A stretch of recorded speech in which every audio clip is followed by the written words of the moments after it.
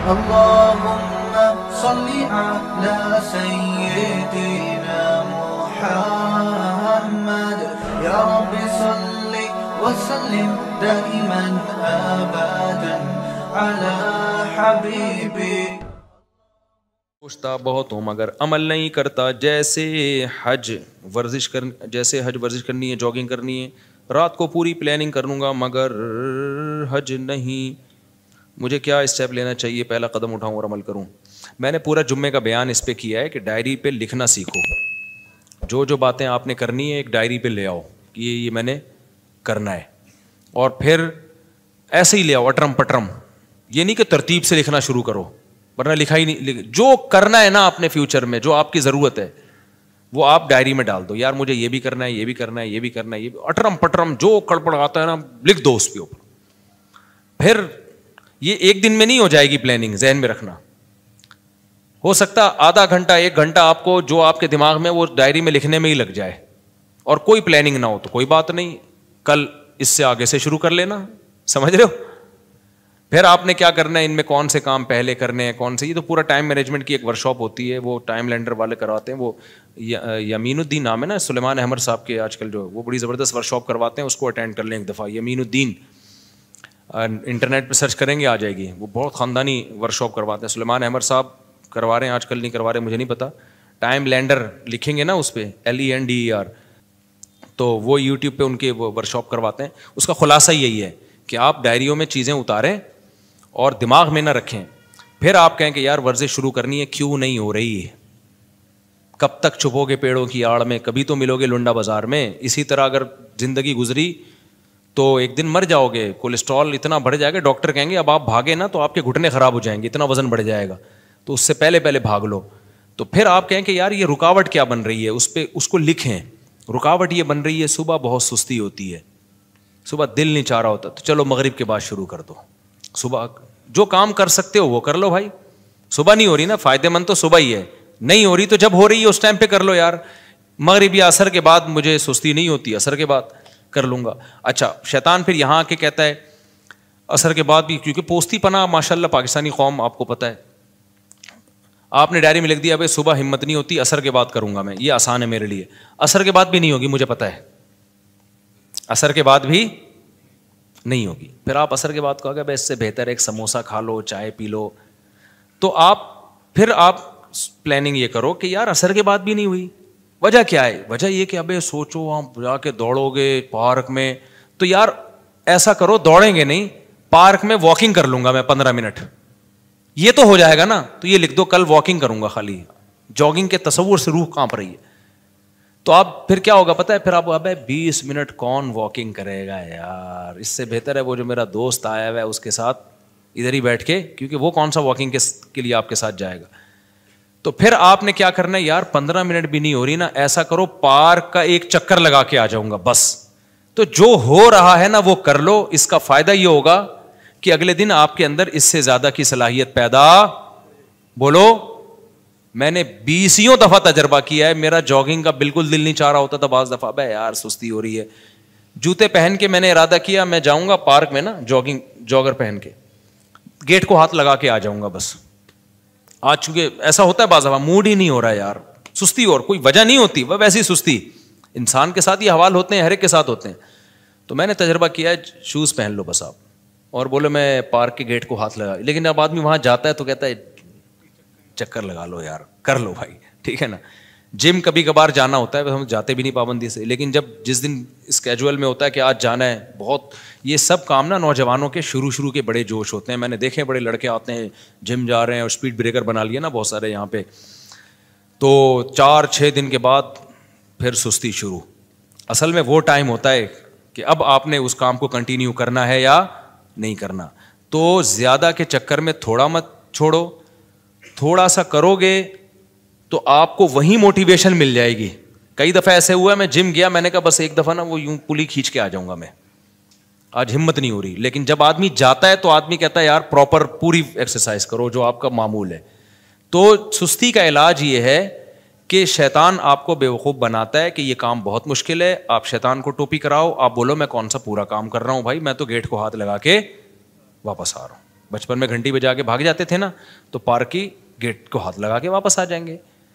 تو بس اتنا. جیسے نماز میں بھی یہی ہے, آپ کا نماز پڑھنے کا دل نہیں چاہ رہا, بہت ٹینشن ہے, حدیث میں یہ نسخہ سکھایا گیا ہے, فجر میں اٹھا نہیں جا رہا آپ سے, تو آپ یہ نہ بولو کہ میں بھی نیند قربان کر کے اٹھوں گا, واش روم جاؤں گا, پھر وضو کروں گا, پھر مسجد جاؤں گا, پھر 2 سنتیں پڑھوں گا, پھر 2 فرض پڑھوں گا, پتہ نہیں امام صاحب کتنی لمبی نماز. ایسے ہمت نہیں ہوگی. جو بے نمازی ہیں ان کو ہمت نہیں ہوگی. آپ کی رات کو آنکھ کھلی, آپ کو شیطان ٹوپی کرائے گا, ابے اتنا نیک بن گیا تو اس سردی میں تو جائے گا یار, وضو کرے گا, پھر یہ وہ, ابے چھوڑ یار. تو شیطان کو آپ ٹوپی کراؤ.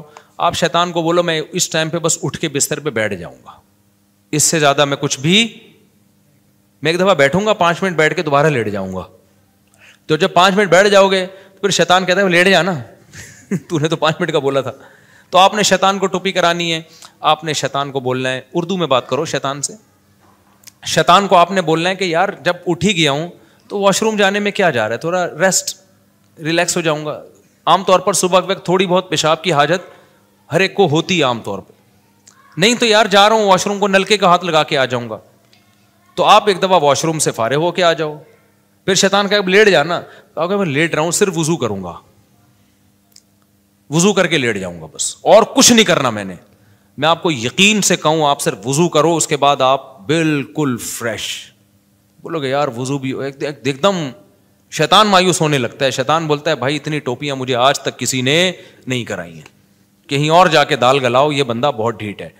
آپ جب وضو کر لو گے نا فریش ہو جاتا ہے آدمی. حدیث میں آتا ہے 3 گریں شیطان لگا دیتا ہے, تو وضو کے بعد تیسری گرہ بھی کھل جاتی ہے, فریش ہو جاتا ہے. پھر آدمی آتا ہے اور شکر ادا کرتا ہے یار کتنا اچھا کام میں نے کیا, زندگی میں پہلی دفعہ میں نے کسی اچھے کام سے دن کی ابتدا کی ہے. تو یہ خوب یاد رکھو, کم ہمتی کا علاج یہ ہے کہ کام اسٹارٹ کر دو آپ. اور جن کی پڑھائی میں دل نہیں لگتا نا, ان کا بھی یہی اصول ہے. پڑھائی میں دل نہیں لگتا, کوئی بات نہیں, آپ میز کرسی لے کے کتاب لے کے بیٹھ جاؤ بس. اب بولو کہ کتاب کو ایک دفعہ کھولوں گا بند کر کے واپس چلا جاؤں گا. میں یقین سے کہتا ہوں جب آپ بیٹھ جاتے ہو نا, کتاب کھول دیتے ہو, اور قریب کی نظر کمزور ہے تو چشمہ بھی لگا لیتے ہو, تو بس آدھے سے زیادہ کام ہو گیا. تو یہ جو سوچتا ہے نا کہ میں یہ کر لوں گا, میں یوں کر لوں گا, اتنا نہیں. ہم لوگ بہت سست لوگ ہیں, ہم لوگ کو بہت زیادہ آگے جانے کی ضرورت نہیں ہے. آپ پلان بڑے بناؤ, لیکن اس کی جو کام کی ابتدا ہوگی نا وہ اسی سے ہوگی. جاگنگ نہیں ہوتی واکنگ کر لو, واکنگ نہیں ہوتی پارک کے گیٹ کو ہاتھ لگا کے واپس آ جایا کرو روزانہ, لیکن اس کو پابندی کرو. پھر یہ بھی نہیں ہوتا تو تھوڑا سا گلی میں یوں تھوڑا سا نکلے, پارک کی طرف جا کے واپس آ گئے. یہ بھی نہیں ہوتا تو شرم سے ڈوب کے مر جاؤ. پھر آپ چھوڑ دو کہ آپ دنیا میں کچھ کرو گے, صحیح ہے نا. پھر بہتر ہے چلو میں پانی لو اور ڈوب کے مر جاؤ اس میں, کیونکہ اتنے سست ہوتے ہیں نا. وہی مجھے یاد آتا ہے, ایک بچہ بڑا سست تھا, ابا بیزار آ گئے یار, کم بخت کوئی کام کرتا ہی نہیں ہے. تو ابا ایک مشین لے آئے. ابا نے کہا بیٹا میں نے تیرے کام آسان کر دیے, بٹن دبائے گا جو کام کہے گا وہ ہو جائے گا. بٹن دبا دیا روٹی آ جائے گی, بٹن دبا دیا کپڑے آ جائیں گے. وہ بچہ کہتا ابا بٹن کون دبائے گا, یعنی بٹن دبانے کے لیے ایک الگ مشین لے کر آؤ. تو یہ چل رہا ہے مارکیٹ میں. بس جلدی مسائل ختم کر دوں میں. مفتی صاحب سب سے پہلے السلام علیکم, میرا ایزی پیسہ جائز میں لون لینا جائز ہے یا نہیں؟ دیکھو ایزی پیسہ یا جائز کیش میں جو آپ لون لینا, ہاں وہ جو لون لیتے ہیں نا وہ لون نہیں ہوتا, وہ آپ کو فری وہ کالز دی جاتی ہیں جس کے جو مہنگی کر کے دی جاتی ہیں, اس کو وہ لون سے تعبیر کرتے ہیں کہ آپ 100 روپے کا بیلنس ڈلوا لیں. حالانکہ بیلنس نہیں آتا, 100 روپے میں جتنے کال کے یونٹ ملنے چاہیے نا, جو 80 روپے میں ملنے چاہیے وہ 100 روپے میں مہنگا کر کے دے رہے ہوتے ہیں آپ کو.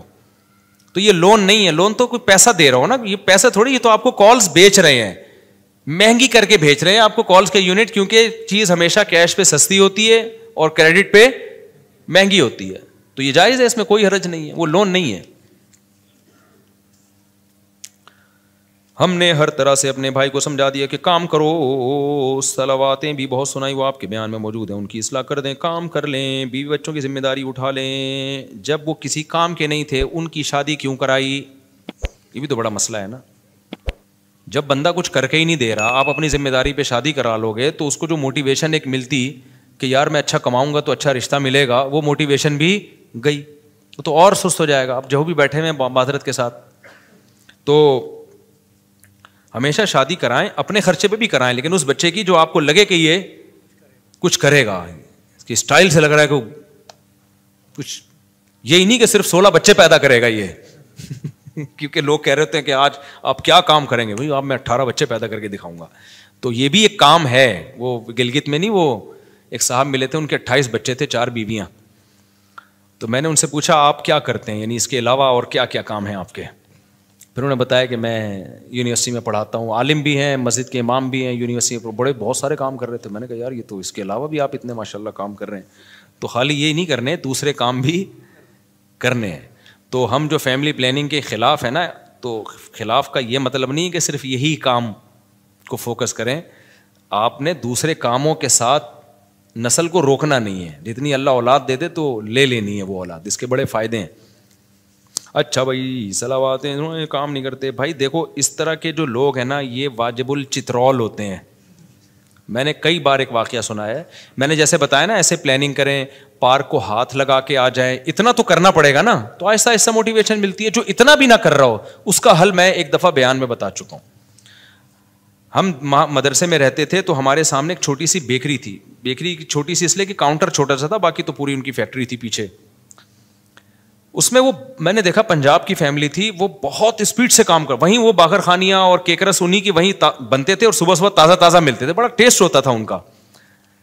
بسکٹ بھی وہ خود بنا رہے ہیں تو ظاہر ایک تازہ چیز بن کے آئے گی. ہم جاتے تھے مدرسے کے، اکثر طلبہ وہیں سے ناشتہ لیتے تھے. بریڈ لینی ہے، کیک رس لینے ہیں تو سب وہیں سے لیتے تھے. تو میں ان کو دیکھا بہت ایکٹیو ہیں وہ لوگ. پنجاب کے لوگ آپ کو پتا ہے ویسے بزنس میں ایکٹیو بہت ہوتے ہیں، سست نہیں ہوتے وہ لوگ. تو اب وہ ٹھکا ٹھک ٹھکا ٹھک باہر خانی، بھائی 20 روپے کی چاہیے، ٹھکا ٹھک ایک دم لائے، پیسے لیے، ایسے اسپیڈ میں کام کر رہے ہوتے تھے. اب جو لوگ تاجر ہوتے ہیں نا ان کا جب بزنس بڑھتا ہے تو اپنے بچوں کو بھی بلانا شروع کرتے ہیں. تو میں نے دیکھا کہ ان کا جو ہے نا 18-20 سال کا ایک لڑکا پنجاب سے انہوں نے بلا لیا کہ چل بھائی تو بھی آ جا بیکری میں ہمارے ساتھ. وہ آ گیا. وہ اس طرح کا عادی نہیں تھا. اب ہم نے اس سے، میں نے باخر خانی مانگی، یار 2 باخر خانی لا دے. وہ جا رہا ہے کھجاتا ہوا نا یوں کر کے، ایسے جا رہا ہے، یوں کھجا رہا ہے، چلتا ہوا جا رہا ہے، لا کے دے رہا ہے. وہ اس کو کہہ رہے ہیں بیٹا بیٹا بیٹا کر کے بات کریں. بھائی تھے اور والد ہوگا ان کا، کہ بیٹا کسٹمر کھڑا ہوا ہے، ایسے بزنس نہیں ہوتا، ایسے تم جا رہے ہو باتیں کر، کسٹمر آ رہا ہے نا تو کوئی باتیں کر رہا ہے تو کسٹمر سے باتیں کرنے میں لگ گیا وہ. تو وہ میں نے دیکھا پورا ہفتہ تقریباً وہ یہی ڈھیلا پن، اور وہ بار بار اس کو ڈانٹیں، یار تو کیا کر رہا ہے بیٹا، ایسے نہیں ہوتا بزنس. بزنس میں بہت ایکٹیو رہنا پڑتا ہے، ٹھگا ٹھگ نمٹاؤ لوگوں کو. بات اس کو سمجھ میں نہیں آئی. ایک دن میں آیا تو میں نے دیکھا وہ بھی اسی اسپیڈ میں ٹھکا ٹھک آ رہا ہے، جا رہا ہے، ٹھن ٹھن ایسے نا بالکل.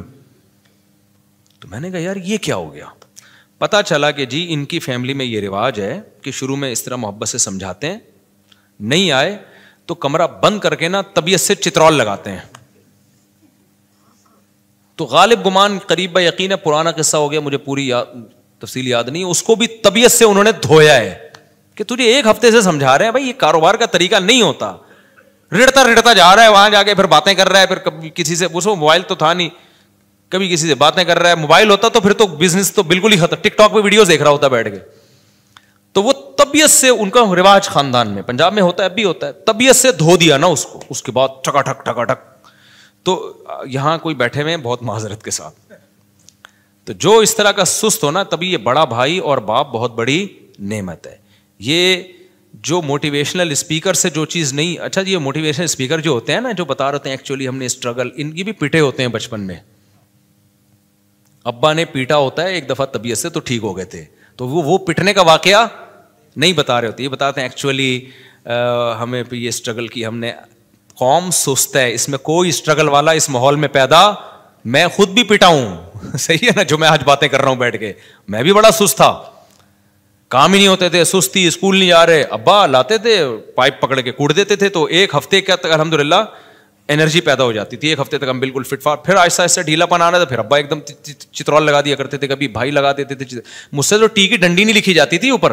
میں نے ایک واقعہ سنایا نا، میں انگلش میں ایک ورڈ لکھ رہا ہوں تو اتنی سستی سے لکھتا تھا. سستی اصل میں بائی نیچر سستی نہیں تھی، مجھے کھیل کود کا دل چاہتا تھا، پڑھائی میں سستی تھی، میرا دل چاہتا تھا ادھر بھاگنے دوڑنے میں ہم لگے.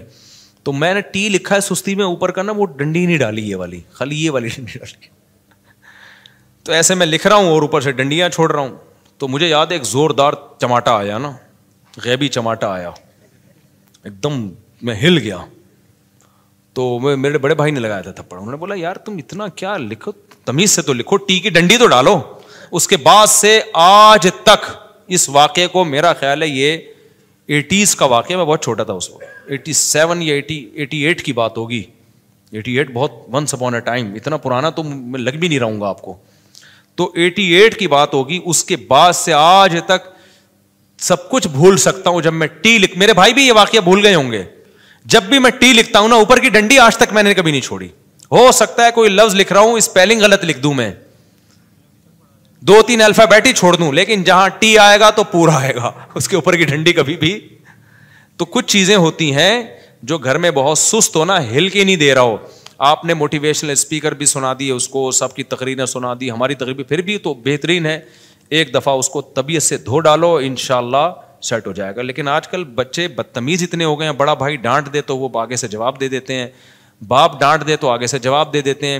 تو اس بدتمیزی والے ماحول میں تو پھر تربیت نہیں ہو سکتی بھائی. تو اس لیے کہتے ہیں پہلے بچوں کو تمیز سکھاؤ, بعد میں باقی چیزیں سکھاؤ. ہر طرح بھائی کو سمجھایا, وہ بھائی بیچارہ اللہ خیر کرے. آپ نے پچھلے جمعے میں کہا تھا میں پہلے خود کو اسٹیبل کرنے کا ہدف بناؤ, پھر بعد میں ماں باپ کو حج کروانا. اگر ایسا کریں گے تو اس سال حج کا سیزن چلا جائے گا, تو چلا جائے بھائی. ایک صاحب نے مجھ سے پوچھا کہ میرے پاس پیسے نہیں ہیں, تو میں ہدف ایک ویژن بنا رہا ہوں کہ ماں باپ کو حج کراؤں. ان کو میں نے کہا تھا آپ غلط چیز کو ویژن بنا رہے ہو. آپ ویژن بناؤ کہ میں پہلے اسٹیبل ہو جاؤں, میں پیسہ کما لوں. تو اس کے طریقے, جب پیسہ آئے گا تو پھر آپ نے دیکھنا ہے کہ اب آنے کے بعد کیا کیا کرنا ہے. اب کیونکہ اگر آپ نے حج کو ویژن بنایا اور آپ کے پاس پیسہ آیا اور آپ نے حج میں خرچ کر دیا, تو ہو سکتا ہے اس سے زیادہ ضروری چیزیں رہ جائیں. کل آپ لوگوں کے سامنے بھیک مانگ رہے ہو, حج تو حاجی تو ہو گئے آپ, تو پہلے تو ایک اسٹیبل تو ہو جاؤ نا. غریب آدمی پہ حج تھوڑی فرض ہے. اب غریب آدمی پلاننگ کر رہا ہو حج کی, تو پلاننگ میں پہلے یہ دیکھنا ہے کہ الاہم فالاہم, حج ہے ہر ایک پہ فرض. اگر ہر ایک پہ فرض ہوتا نا پھر آپ بناتے, یا جن پہ فرض ہو گیا وہ تو ضرور پلاننگ کریں حج کی, لیکن جن پہ حج فرض ہی نہیں ہے. ہمارے ایک جاننے والے ہیں, غریب آدمی ہے, مجھے پتا ہے, بیچارے کی تھوڑی سی تنخواہ ہے اور ابھی اس کی عمر ہے آگے ترقی کرنے کی. اس نے اتنے سال پیسے جمع کر کے نا عمرے کے پیسے جمع کیے, بہت اچھا جذبہ تھا اس کا. میں نے کہا دیکھو آپ ابھی ایک غریب آدمی ہو اور آپ کی ابھی شادی ہوگی, آپ کے آگے اولاد ہوگی, اتنی مشکل سے آپ نے پیسہ جمع کیا. عمرہ کرنا یقیناً بہت بڑی عبادت ہے, لیکن جتنی گنجائش ہے اس حساب سے آپ پلاننگ کرو نا. آپ تہجد میں کچھ فوکس کر لو, آپ کچھ صدقہ خیرات کر لو. عمرہ تو مالدار لوگوں کا کام ہے. تو آپ کی, مجھے پتا تھا اس بیچارے کی محدود آمدن ہے. میں نے کہا آپ کو اللہ نیت ہو گئی نا ثواب دے دے گا, یہ پیسے کسی کاروبار میں لگا دو. فی الحال آپ جب پیسہ آئیں گے تو حج بھی ہوتے رہیں گے, عمرے بھی ہوتے رہیں گے انشاءاللہ. اور جو ہے وہ سیروزہ لگا لو تبلیغ میں, تاکہ دین پہ قائم رہنے کی توفیق ملے. تو عمرہ کرنے سے میں نہیں روک رہا آپ کو, لیکن میں روک رہا ہوں ایسی چیز سے. دیکھو اس کی مثال ایسے جیسے نبی کی خدمت میں ایک صحابی آئے سارا مال لے کے کہ سارا صدقہ ہے. آپ نے منع کیا کہ سارا صدقہ مت کرو. اب اشکال ہوا لوگوں کو, ابو بکر کا تو سارا مال قبول کر لیا. بھائی ابو بکر کا جو توکل ہے وہ لیول اور ہے, اور ہر ایک کا لیول توکل کا ابو بکر جیسا نہیں ہوتا. تو ہمارے نبی نے صحابہ کو سارا مال صدقہ کرنے کا حکم نہیں دیا, فرمایا اپنے گھر والوں کے لیے رکھو, کل مسائل آ سکتے ہیں, لوگوں کے سامنے ہاتھ پھیلانے پڑیں گے. تو اب آپ کی ارننگ بہت تھوڑی سی تھی, آپ نے اتنے پیسے جمع کر کے عمرے پہ خرچ کر لیے سارے. اس کے بعد کل آپ کے پاس حالات ایسے آ گئے, آپ لوگوں سے بھیک مانگتے پھر رہے ہو, تو عمرہ فرض تو نہیں ہے نا. تو اس لیے میں نے ان کو منع کیا. اب کوئی ہو سکتا ہے کوئی میری وہ بات کو سن کے بولے یار مفتی صاحب عمرے سے روک رہے ہیں لوگوں کو.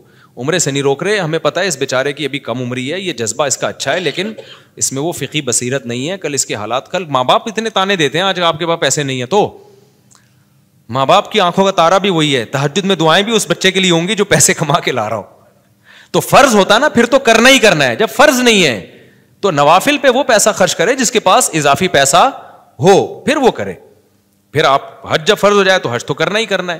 تو جن کے پاس کچھ مالی گنجائش ہے وہ تو حج کی پلاننگ کریں. جو کھانے کو مسائل چل رہے ہیں, غربت مہنگائی ہے, تو پھر حج کی پلاننگ کے بجائے آپ پیسہ کمانے کی پلاننگ کر لو. ایک واقعہ سنا کے ہی میں بات ختم کرتا ہوں. مجھے یاد ہے ہمارے ایک دوست تھے, ان کا بیوی سے بڑا جھگڑا چل رہا تھا. وہ میرے استاذ کے پاس آئے, انہوں نے کہا میں چاہتا ہوں اپنی بیگم کو حج کرا دوں تاکہ بیگم پر کا مجھ پر, میرا اور بیگم پر ایک احسان ہو جائے گا, تو ہو سکتا ہے تعلقات اچھے ہو جائیں. انہوں نے کہا بھائی اگر تعلقات اچھے کرانے کے لیے بیگم کو حج کرا رہے ہو نا, تو حج کے بجائے پراپرٹی لے کے بیگم کو گفٹ کر دو. اس سے بہت اچھے تعلقات ہو جائیں گے. اتنی نیک بیگمات آج کل مارکیٹ میں شارٹ چل رہی ہیں, ٹھیک ہے نا, کہ حج کرنے سے وہ زیادہ خوش کس سے ہوگی کہ مجھے پراپرٹی مل گئی. ہاں اتنی مہنگی پراپرٹی کہ بیگم کے پاس جانے کا بیگم پہ حج فرض ہو جائے تو وہ تو پھر ایک الگ بات ہے نا, پھر تو وہ بیگم کو واجب ہو جائے گا کہ بیچ کے حج کرے وہ, یعنی اس سے تھوڑی سستی ہو. تو میں بیٹھا تھا, میں نے کہا اس کا حج کا اچھا ویژن تھا, لیکن کتنے بڑے بزرگ اس کو روک کس سے رہیں گے, تمہارا مقصد کیا ہے, تعلقات اچھے کرانا نا. تو بیگم کو حج کرا کے آج کل اتنے اچھے وہ ہوتے ہیں, لیکن بہت نیک بیگمیں ہونی چاہیے اس کے لیے, ورنہ آج کل بیگم کہتی ہے ہمیں گولڈ بنا کے دے دو, ہمیں کوئی پراپرٹی لے کے دے دو, تو تعلقات اچھے اس سے ہوں گے. اور جب ایک دفعہ اچھے تعلقات ہو جائیں گے نا, پھر حج پہ جاؤ گے تو وہاں بھی آپ کے ساتھ اچھا گزارا ہوگا. ابھی پھڈے ویسے ہی چل رہے ہیں, حج پہ لے گیا نا تو یہ تعلقات, حج پہ تو تعلقات اتنی ٹینشن ہوتی ہے اور تعلقات خراب ہونے کا خطرہ ہوتا ہے. عرفات کے میدان میں اور مزدلفہ میں بڑے مسائل ہوتے ہیں, پیدل چلنا پڑتا ہے. تو مجھے ان کی فقہی بصیرت پہ بڑا رشک آیا کہ یار ظاہر پرست آدمی تو کہے گا حج سے روک رہے ہیں, لیکن عقل مند کہے گا بھائی یہ ایک ایسے کام سے روک رہے ہیں جس سے میاں بیوی کے تعلقات اچھے ہونے کے بجائے خراب ہونے کا. ہاں جن کے پاس بہت زیادہ, اس کے پاس محدود آمدن تھی, زیادہ پیسہ نہیں تھا, لیکن جن کے پاس زیادہ پیسہ ہے وہ ضرور بیوی کو حج کرائے, اس سے تعلقات اچھے ہی ہوں گے, کیونکہ ان کے گھر میں مسائل غربت مہنگائی کے چل رہے ہیں, ٹائم پہ راشن نہیں آ رہا اور باتیں ہو رہی ہیں بیگم کو حج کرانے کی. تو وہ عالم کو پتا تھا ان کے گھر میں مالی وسائل زیادہ نہیں ہے ان کے پاس, تو اب وہ پیسہ جمع کر کے حج کرا کے تعلقات اچھے کرانا چاہ رہے ہیں. تو ظاہر ہے وہ تو جب دوبارہ حج کے بعد آئیں گے, جب ٹماٹر کے پیسے نہیں ہوں گے سارے تو آپ نے حج پہ لگا دیے, بھنڈی کے پیسے نہیں ہوں گے تو اور لڑائیاں ہوں گی. بیگم کہے گی حج گیا ایک طرف, بھائی مجھے کھلا بھائی تو اس لیے جو محدود آمدن جن لوگوں کی ہے تو وہ ایسی پلاننگ نہ کریں, وہ پہلے آمدن بڑھائیں, جب آمدن آ جائے گی تو پھر اس میں کہیں کہ یار سب سے پہلے کس کو فوکس کرنا ہے, حج کو, اللہ کے گھر کی زیارت کو. میرے ساتھ اللہ کا کتنا بڑا احسان ہے, میری اب دنیا میں ٹریولنگ شروع ہوئی, میں نے اللہ سے دعا مانگی اللہ سب سے پہلا بیرون ملک سفر میرا بیت اللہ کا ہو. تو میری ایک تمنا تھی کہ سب سے پہلا میرا سفر ملک سے باہر حج کا سفر ہونا چاہیے. تو اللہ نے وہ الحمدللہ قبول کی. میں دنیا میں جہاں بھی گیا ہوں سب سے پہلا میرا سفر ہوا حج کا, اور میں نے یہ بھی کہا اللہ میں نے عمرہ بھی نہیں کرنا, مجھے پہلے حج کرا. فرض پورا ہوگا تو پھر مجھے عمرہ کرنے میں بھی مزہ آئے گا, بھائی ایک ذمہ داری پوری ہو گئی ہے. تو اللہ نے کہا میرے پر احسان ہوا کہ میرا پہلا سفر جو ملک سے باہر ہوا, وہ ایک اور سفر بھی ہوا تھا, وہ زیادہ ڈیٹیل میں نہیں جاؤں گا میں اس کی. تو جو آفیشلی جو سفر ہوتا ہے نا وہ ہوا میرا, وہ حج کا سفر ہوا. تو میں نے کہا اب دنیا میں جاؤں, پہلی دفعہ آدمی جائے کہاں بھائی ملک سے باہر نکلے تو اللہ کے گھر کی زیارت کے لیے. تو میں لوگوں سے بھی کہتا ہوں جب آپ کے پاس وسائل ہیں تو بھائی سب سے اول درجے پہ حج کو رکھو. وسائل نہیں ہیں تو پھر حج کی پلاننگ بناتے بناتے جو بہت سارے اور بھی ضروری کام ہیں وہ آپ کے رہ جائیں گے. حج کر کے آ جاؤ گے اتنا پیسہ اکٹھا کر کے, اس کے بعد پھر وہی ماں باپ بولیں گے بیٹا اب ہماری بیماری کے پیسے ہیں نہیں تیرے پاس, ہمیں علاج کرانے تو سر تو نے حج پہ لگا دیے. اور حج میں بھی بعض دفعہ بیمار ہو جاتا ہے انسان, بوڑھے لوگ تو بہت زیادہ بیمار ہونے کا خطرہ ہوتا ہے ان کی. پرچی دیتے ہیں مجھ سے پوچھتے ہیں, اس لیے میں نے آج ان کا ذرا ڈیٹیل میں جواب دے دیا ہے کہ آپ پیسہ کمانے کی پلاننگ کر لیں اور اس میں یہ نیت کریں کہ جب پیسہ آئے گا تو پھر میں حج کروں گا بھی, کراؤں گا بھی, عمرے بھی کروں گا, زکوٰۃ صدقات بھی دوں گا, خیرات بھی کروں گا. آنے دیں, آنے سے پہلے دکان پکوڑوں کی اور باتیں کروڑوں کی. اچھی نہیں لگتی ہیں باتیں, آئندہ یہ پرچی میرے پاس نہیں آنی چاہیے ورنہ میں تجھے حج کرا دوں گا, بتا رہا ہوں میں 1 سال سے پرچی آ رہی ہے میرے پاس. مفتی صاحب زلفوں کی شرعی حیثیت بیان کریں. بھائی زلفیں رکھنا جائز ہے, بال بڑے رکھنا, دیکھو شریعت میں 3 کیفیتیں, یا تو پوری ٹنڈ کرا کے رکھو, لوگ شعر پڑھیں حسن تیرا اس طرح سالم رہا, سر مڈانے پر بھی تو ظالم رہا. بعض لوگ ٹنڈ پہ اچھے چمکتی ہے ٹنڈ ان کے اوپر. دوسری آپشن یہ ہے کہ بال چھوٹے رکھو لیکن چاروں طرف سے برابر. یہ جو کہیں سے بال چھوٹے, کہیں سے آج کل نئے نئے فیشن آ رہے ہیں بالکل عجیب عجیب قسم کے, یہ صحیح نہیں ہے, نبی صلی اللہ علیہ وسلم نے منع کیا ہے. اور تیسرا بڑے بال رکھنے تو پٹے والے بال رکھو, سارے بال پیچھے لے جاؤ, یہاں سے جتنے چاہو بڑھاؤ, یہاں تک بھی لا سکتے ہو, یہاں تک بھی لا سکتے ہو, کندھوں تک بھی لا سکتے ہو. کندھوں سے نیچے نبی صلی اللہ علیہ وسلم سے ثابت نہیں ہے, جائز وہ بھی ہے کیونکہ ناجائز ہونے کی کوئی دلیل نہیں ہے. جائز یہ بھی ہے کہ کندھوں سے نیچے بھی رکھ سکتے ہو, لیکن اتنے بڑھتے ہی نہیں مردوں کے بال. لیکن بہتر علماء کہتے ہیں کندھوں سے نیچے نہ جانے دو, کندھے ہو جائیں تو پھر کاٹ دو. تو نبی صلی اللہ علیہ وسلم کے بال یہاں تک پہنچتے تھے, جب کاٹتے تو کانوں کی لو تک آ جاتے, پھر بڑے ہو جاتے. مجھے بڑے بالوں میں ایک فائدہ یہ ہے کہ میں عمرہ کرتا ہوں نا, 1 انچ بال کاٹ لیتا ہوں تو اس میں 10 عمرے اور ہو سکتے ہیں. سمجھ رہے ہیں نا, لوگ کہتے ہیں ابھی یہ کیا کاٹے ہیں آپ نے بال, اس میں تو 10 عمرے اور ہو سکتے ہیں. تو میں کہتا ہوں بھائی بڑے بال کا ایک بڑا فائدہ ہے. تو جو جن کے چھوٹے بال ہوتے ہیں ان کو سر منڈانا پڑتا ہے, تو پہلی دفعہ جب ہم نے حج کیا عمرے کیا تو سر مڑانے کی سنت زندہ کر لی. اب ہم نے کہا چلو اب قصر بھی جائز ہے. قصر کا مطلب بال کٹوانا. تو آپ بڑے بال رکھ سکتے ہیں, شریعت میں جائز ہے, جتنے چاہیں بڑے رکھیں, لیکن بہتر یہ ہے کہ کندھوں سے زیادہ نیچے نہ جانے دیں تو بھی ٹھیک ہے. اچھا آج کل لڑکوں نے بالوں میں چٹیا بنائی ہوئی ہوتی ہے پیچھے, اس پہ بھی لوگ اعتراض کر رہے ہوتے ہیں چٹیا بنا کے گھوم رہا ہے, تو یہ بھی جائز ہے. فقہاء نے صدیوں پہلے مسئلہ لکھا ہے کہ عورت اگر چٹیا بنا کے غسل کرے گی تو غسل ہو جائے گا, چٹیا کھولنے کی ضرورت نہیں ہے. کسی مرد کے بڑے بال ہوں اور اس نے بالوں کو جوڑا بنایا ہوا ہو تو وہ اگر فرض غسل کرے گا تو اس کو وہ جوڑے کو کھولنا پڑے گا. تو بنانا جائز تھا تبھی تو علماء نے لکھا نا. تو اگر آپ کے بڑے بال ہو گئے ہیں, میرے تو اب رہے نہیں بال, 4 شادیوں کی وجہ سے نا اب تھوڑے سے رہ گئے ہیں. اس عمر میں یہ بھی غنیمت ہے. میرے تو جب آپ اگر 10 سال پہلے بال دیکھ لیتے بہت ہی گھنے بال اور یہاں تک پہنچے ہوئے تھے. تو 4 کی وجہ سے نہیں, عمر کا بھی ایک دخل ہوتا ہے اس میں. تو جتنے بڑے بال رکھ لو آپ, لیکن بہتر کیا ہے کانوں کی لو تک لاؤ, جب یہاں تک آ جائیں تو پھر کاٹ کے چھوٹے کر دو اس طرح سے. تو ہر جائز کام کرنے کا نہیں ہوتا. آپ کو جو سوٹ اصل میں اللہ تعالیٰ چاہتے ہیں زینت کو پسند کرتے ہیں. حدیث میں آتا ہے ان اللہ جمیل یحب الجمال, اللہ جمیل ہے جمال کو پسند کرتا ہے. تو جو آپ پہ سوٹ کر رہا ہے وہ کام کرو. شریعت نے خامخواہ کی پابندیاں نہیں لگائی ہیں, جو آپ کو اچھا لگ رہا ہے وہ کام کرو یار, بس دیکھنے میں اچھے لگو. آپ آڑے ترچھے بال نہ کاٹ دو کہ یہاں سے وہ جو چوہا نہیں ہوتا کانٹوں والا, وہ کس بال یوں اٹھے ہوئے ہوتے ہیں اور یہاں سے گنجے ہوئے ہوتے ہیں, یہ سب جائز نہیں ہے. تو نارملی جو آپ پہ جو ہلیہ اچھا لگ رہا ہے وہ رکھو بھائی. اچھا بھائی مفتی صاحب اگر کیا کہتے ہیں اسلام قبول کرنے سے پہلے ہاتھ یا جسم پر کیا بنایا ہوا ہے, ٹیٹو بنایا ہوا ہو تو اسلام اچھا قبول کرنے کے بعد اس کو کیا مٹانا لازمی ہوتا ہے؟ جی لازمی ہوتا ہے اگر ممکن ہو. اگر ممکن نہیں ہے تو پھر چھوڑ دو. یہ ٹیٹو بنوانا حرام ہے, ناجائز ہے. نبی صلی اللہ علیہ وسلم کی صحیح حدیث موجود ہے, آپ نے لعنت فرمائی ہے جسم گندوانے پر. لیکن اب کر لیا آپ نے کام تو توبہ کر لو. اب توبہ کر لو, اب ہٹوا سکتے ہو تو ہٹا دو, نہیں تو چھوڑ دو اس کو. بس اب جو کام ہونا تھا ہو گیا, ریورس نہیں ہو سکتا وہ. میں نے سنا ہے کہ جہاں فرض ادا کریں وہاں سنت نہیں ہو جاتی ہے. بھائی جہاں چاہو سنت پڑھ لو, بہتر ہے اس جگہ سے تھوڑا سا ہٹ جاؤ. کیا نکاح کے بعد جتنے دن رخصتی میں تاخیر ہو تو کیا ہر دن گناہ ملتا ہے؟ نہیں ملتا بھائی.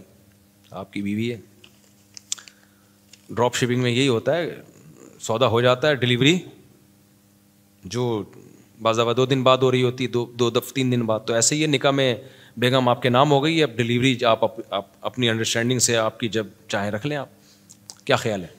وہ آپ کے پراٹھوں پہ ڈپینڈ کرتا ہے کہ آپ ڈیلی کتنے انڈے پراٹھے ہضم کرتے ہیں. تو جو جتنے زیادہ ہضم کرتے ہیں وہ چاہتے ہیں جلد سے جلد ڈلیوری ہو, اور جو دھنیے پودینے پہ چل رہے ہیں وہ کہتے ہیں نہ ہی ہو تو بہتر ہے. 2 سال 3 سال پتہ نہیں بیٹھتے کیسے ہیں یہ لوگ. میں تو حیران ہوں یار, اللہ نے بیوی کو اتنا اٹریکٹیو بنایا ہے مرد کے لیے, عورت کو, کہ کیسے 1 سال رخصتیوں میں تاخیر کرتے ہیں لیکن ہماری سمجھ سے بالاتر ہے بھائی. تو آدمی کا جب ظاہر ایک جگہ نکاح ہو گیا, اس کی بیوی بن گئی, وہ تو اگر مرد کا بچہ ہوگا تو ہر وقت کھوپڑی کہاں جائے گی, ادھر ہی گھومے گی یار. میری بیگم ہے, حلال ہے میرے لیے. تو اب یہ لوگوں کے دلوں کے حالات تو اللہ ہی جانتا ہے.